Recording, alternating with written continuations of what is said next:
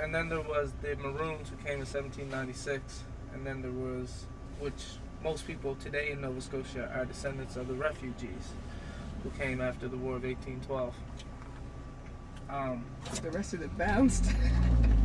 Yeah, so the Loyalists came, and they were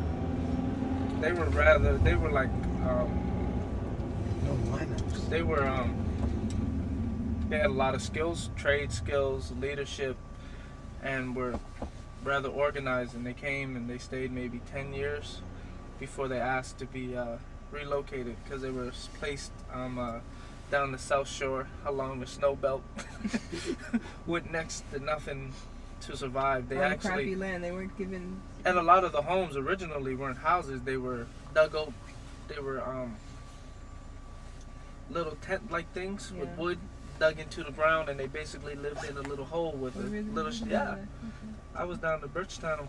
I should go down there. I haven't been. Land project in the city.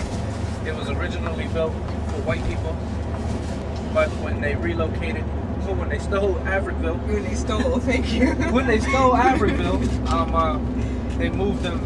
They moved all the black people here temporarily. Some stayed permanently until Uniac Square, which we didn't drive by, was being finished built. So this is like the very first housing project, the oldest in the city. So Africville was I think the first records of Africville being settled probably like 1830s, 1840s. That's the first record, which probably meant it's probably 20 to 25 years older than that, because that's based on the church records. Mm-hmm. So they actually had a building in place, and you know, these communities were never funded. The community was not settled like the other communities where they were placed there by the government. 3 individuals came down and actually bought the land, bought so much of the land, and then other people started to move down there and live as squatters. Basically, it was this tower, and then there's the top of the tower you can see way down back over there. That would have been the basically extent of the land that they covered where people lived. Most of the people lived down around this here area towards the waterfront. The people lived off the harbor. Some of the stories, well, I know that back in the 50s, like lobster was a poor person's food, so like every day lobster sandwiches being made fun of. Now, you know, you get lobster sandwiches. He's considered rich. This is a memorial. This one I'm. So every year there's a reunion,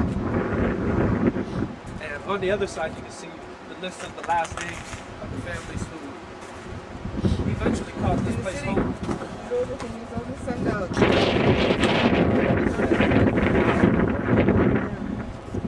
Jones, baby. HP. Yeah, so, hey, you were right. 1783. Yeah.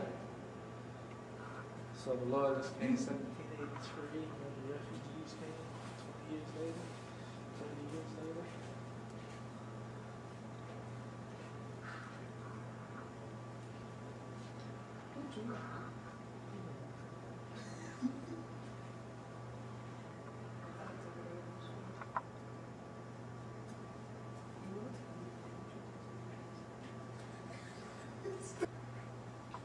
Seriously?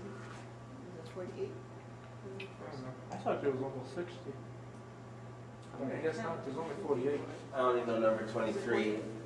It was late. That was crazy.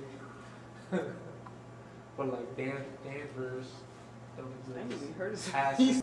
So the bridge would have been right here where we stood.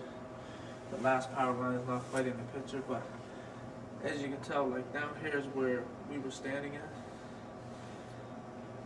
So this was Africville. Alright, so here's the deal. Got my bags packed. I'm about to bounce out of Nova Scotia, out of Halifax. Wanted to show y'all some of the show last night, but the lighting situation was really dark and it really wasn't going to make sense, so I had to bypass or forego that. But, you know, do, got a little thing on the man Dwayne Morgan right here in the Halifax Daily News. So a little promo letting people know that, you know, I'm coming true, gonna do what I gotta do, etc., etc. So this is very nice. Right now off to Ottawa, and then you know, from there head over to Europe and see what's up. So come along for the journey. One love.